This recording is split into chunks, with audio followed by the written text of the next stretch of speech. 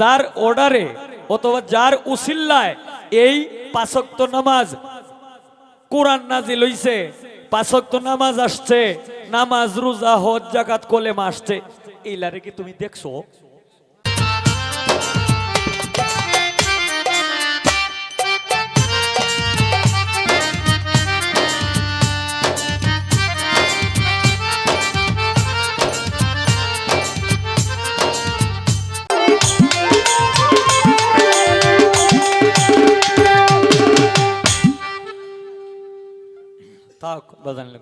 Hello, মোটামুটি ঘুমোই আসলাম। তো নয়নে আর একটু সময় নিলে তো আমার আর কষ্ট করে ওড়ন লাগলে না। তবে যাই হোক, বিষয়টা হলো এই, আমি তো আর মানে কৃপণতা তো আর আমি করতে পারবো না। প্রশ্ন যেটি করছে আমি উত্তর আমি দিব। আমি আর নতুন করে তারই কোনো প্রশ্ন করতাম না। তবে একটা বিষয় একটু কষ্ট লাগছে, যে শয়তান যে ডাকছে হীরার নিচে বইয়ে থেকে কয়ে আমনে কইছি, মানে যারা কথা কম কয় এরা এরা হইল শয়তান। শুনো,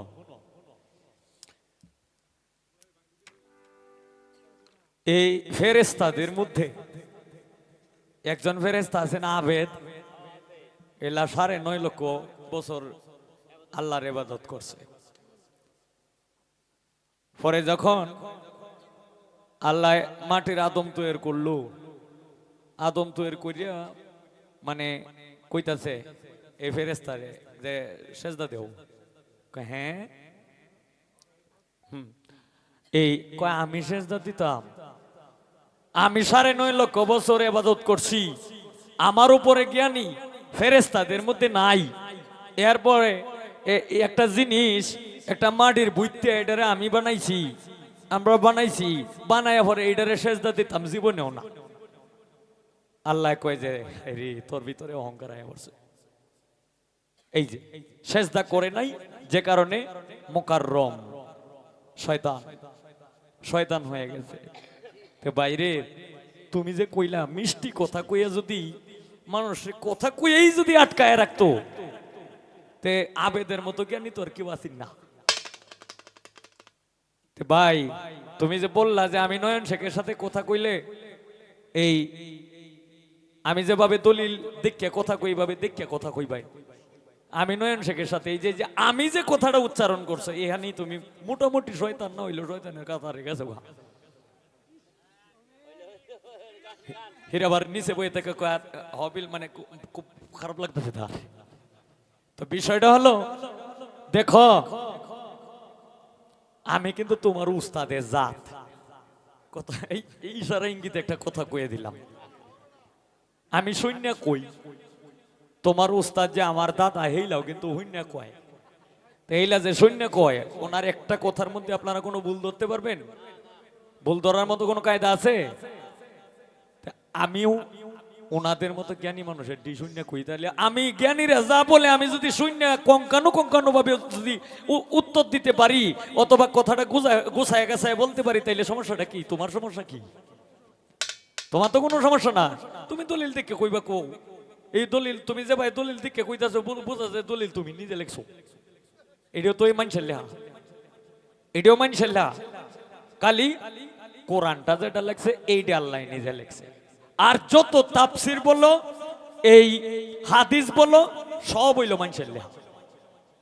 এই মানুষের লেখাটি দেখিয়া এরপরে তুমি পড়ছো, নিজের কানে শুনছো, শূন্য তুমি যদি নিজের কানে না শোনো, তুমি কি কইতাছো তোমারটা তুমি নিজে বুঝবা? নিজে বুঝতা। এই কারণে আমি যখন পড়ি না, আমি কি করি, জ্ঞানীদের সঙ্গ নেই, জ্ঞানীরা যা বলে হাদিস দলিল দেখিয়া তারপরে আমি শুনি, শূন্য বলাটা আমি যদি সঠিকভাবে যদি আমি উত্তর দিতে পারি, সঠিকভাবে যদি আমি বলতে পারি, এটা কি আমার অপরাধ? এটা কোনো সময় অপরাধ হইতে পারে না। এখন আগে জিজ্ঞাসা শরীয়তের কলেমা কি, শরীয়তের কলেমা হচ্ছে লা ইলাহা ইল্লাল্লাহু মুহাম্মাদুর রাসূলুল্লাহ। আমার মারিফতের কোলেমা কি? জবাব দিলাম, এখন কইতাছে কো মারিফতের নামাজ কি? এখন কয় মারিফতের নামাজ কি? শোনো, তোমার এখন একটা কথা জিগাই, তুমি যে নামাজ পড়ো, তুমি যে নামাজ পড়ো, নামাজের কথা উল্লেখ করতেছো, যেইলা নামাজ যার যার অর্ডারে অথবা যার উসিল্লায় এই 5 ওয়াক্ত নামাজ কোরআন নাজিল হইছে, 5 ওয়াক্ত নামাজ আসছে, নামাজ রোজা হজ যাকাত কলেমা আসছে, এইলারে কি তুমি দেখছো? আপনারা দেখছো? হ্যাঁ, তে এলারে তো তুমি দেখছো না, শূন্য বিশ্বাসী। আর আমি দেখছি, তেনা বলি রাসূল রে দেখছি না, দন্তান নকার না, রাসূল রে আমি দেখছি না, আমি দেখছি যেটারে দেহনের এইটারই আমি দেখছি। কারণ আমি একজন গুরুবাদী মানুষ, আমি আমার গুরুকে মানি, আমি আমার গুরুকে শ্রদ্ধা করি। গুরু যেই সময় যে নির্দেশনাটা দিব এইটাই আমার জন্য নামাজ।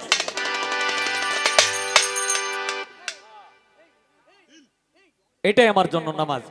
এখন তোমারটা তুমি গেলে বইতে হবে।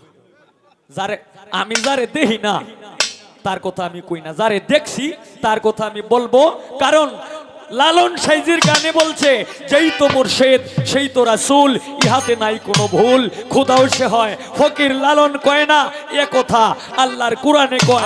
এখন মুর্শিদরে দেখছি, মুর্শিদরে দেখতে দেখতে এই মুর্শিদের দয়ার কৃপায় আমার রাসূলকে আমি দেখবো, রাসূলকে দেখতে দেখতে এরপরে আমার রাসূলের কৃপায় আমার স্বয়ং স্রষ্টাকে আমি দেখবো।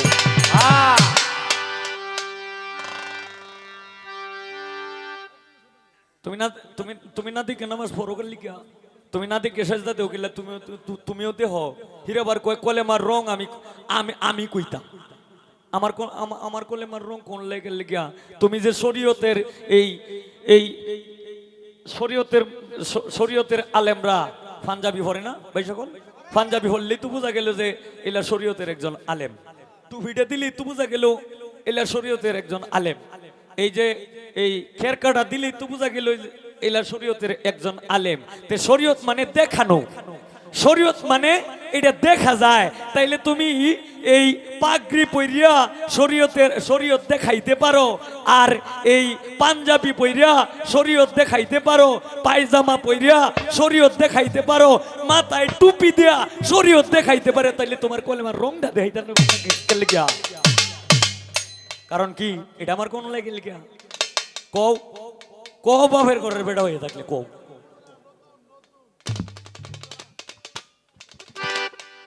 শোনো, এক পণ্ডিত, বুঝছো, এক পণ্ডিত এলা প্রতিদিন একটা করে শিখতই তো বাতিলের মধ্যে। আর আগে তো কোনো ঘড়ি ক্যালেন্ডার এগুলি ছিল না, তখন প্রতিদিন একটা করে শিখতই তো, যেই তারিখ জিগাই তুই জয়টা শিখ হয়েছে ওই তারিখ কই দিত। তখন হঠাৎ করে এই পণ্ডিত গেছে এক জায়গায় বেড়াইতে, আল্লাহর রহমত, মানে যাইতে গায়ে একজন লোক আইছে, যাইতে গায়ে একজন লোক আইছে যে পণ্ডিত সাহেব বাড়িতে আছেন? কয় না তো বাড়িত নাই, তার ছেলে ভাই হইছে। কয় আব্বা তো বাড়িত নাই, কেন লেগে আইছেন? কয় ইসলাম তারিখটা জিগাইতাম। কয় আচ্ছা ঠিক আছে, তারিখটা আমি দেখতাছি, আব্বা তো আমারে বুঝাই তুই গেছিল, আচ্ছা আমি দেখতাছি, একটু দাঁড়ান। হিন্দে আর একটা বিজাতে এই ফাতিল বইরিয়া শিখতে তুই গেছে, এইটা তোর বেটায় জানে জানে না, যে তো বেটা তো এই যে কয়ে তুই গেছে, ঠিক আছে দেখতেই বউ গন্যা দেহে শিখ, মানে শিখ অকেরে, মানে গনতে গনতে কোনো সীমা নাই, ফাতিলটা বড়া শিখ। তখন 3-4 মন শিখ ফালাই দিছে, ফালাইয়া দিয়া কই যদি বেশি হয়ে যায় 4 মন শিখ ফালাইয়া দিছে, ফালাইয়া দেওয়া পরে শিখ গনছে, শিখ হয়েছে হইলো 65টা গেছে। কয় কি গো তারিখ দেখছো? কয় হ্যাঁ দেখছি, আজকে মাসের 65 তারিখ। কয় বেড়া তারিখ হয় 31 তারিখ, এক মাস যায় 31 দিনে, কোন মাস যায় 30 দিনে, কোন মাস যায় 28 দিনে, কোন মাস যায় 29 দিনে, 31-এর উপরে পর্যন্ত 32ও যায় না। তুই বেটা 65 তারিখ কইতে আনছস? কয় এই বেটা বেদব কথা কইস না, কই 3-4 মুঠ শিখ ফালাই দিছি, আর নাইলে আরো বেশি লয়। নয়ন শেখ এই 65 তারিখ বুঝাইও না, কলেমার রং জিগাইছি, কাপড় চোর ভরিয়া শরীয়তের মোল্লা দাবি দিতারো, তাইলে কলেমার রংটা কইতারো না রে। অত মায়ের লাগে কে কও। যাই হোক, কয় বড় পীর আব্দুল কাদের জিলানী। আমি খালি সে যে যে পয়েন্টই জিগাইছে খালি পয়েন্টের মানে শর্ট করে খালি জবাবটি খালি দিতাছি। কয় বড় পীর আব্দুল কাদের জিলানী উনি যে 18 সিফারা মুখস্থ করছে, কোরআন হইল 30 পারা, তাইলে বাহিটা কেন লেগে করলো না? শুনো, মা গুণে হইল জি আর গাই গুণে গি।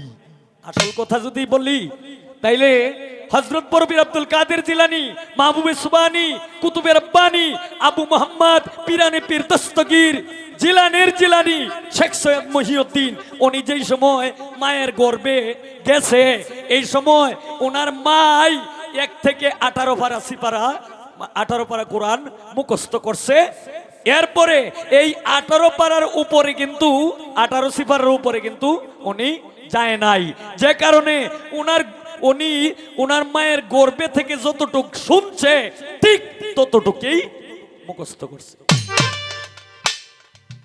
এখন তুমি দলিল মিলাইবা, মিলাই দেহ আমার সামনে দেহ, যদি না হয় কান্ডি কাটিয়া এই নতুন যাইমগা। জীবনী মিলাইবা, মিলাই দেখো। কয় তারাবির নামাজটা কই পড়ছেন? তারাবির নামাজটা মা যেখানে পড়ছে বড় পীরও এইখানেই পড়ছে, মায়ে পড়ছে তার নির্দিষ্ট একটা জায়গায় তার বাড়িতে একটা ঘরের মধ্যে বৈশা তারাবি পড়ছে। এই সময় মায়ে যে সময় তারাবি পড়ছে এই সময় কি বড় পীর কি গর্ভে থেকে কি চলে গেছিল গা? গেছে না। তে বড় পীরও এই গর্ভে থেকেই তারাবি পড়ছে। এখন তুমি জীবনী দেখবা, দলিল দেখবা, এই কিতাব দেখবা, গেতে হবে।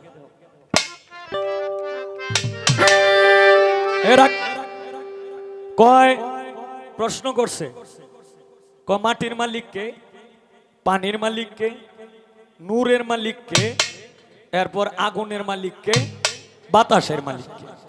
এখন শোনো,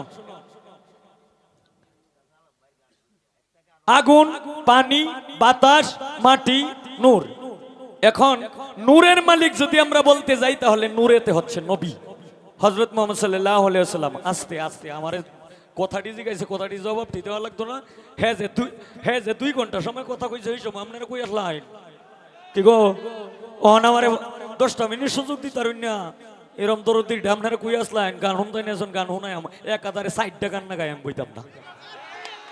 কইছে নয়ন তো 2 ঘন্টা কথা কইছে না, আমি কথার পরবর্তীতে আমি খালি গানই গাইতে থাকবো। কইছে এখন নূরেতে যদি আমরা বলতে যাই তাহলে নূরেতে হচ্ছে হযরত মুহাম্মদ সাল্লাল্লাহু আলাইহি সাল্লাম, উনি হচ্ছে নূরের মালিক। এরপরে মাটিতে হচ্ছে মা ফাতেমা। এরপর পানির মালিক হচ্ছে হযরত আলী করিমুল্লাহ ওয়াজহ। এরপর আগুনের মালিক হযরত হাসান। এরপর বাতাসের মালিক ইমাম হুসাইন। শেষ হইছে? আরো কোনো কথা আছে? শেষ। বাংলাদেশ।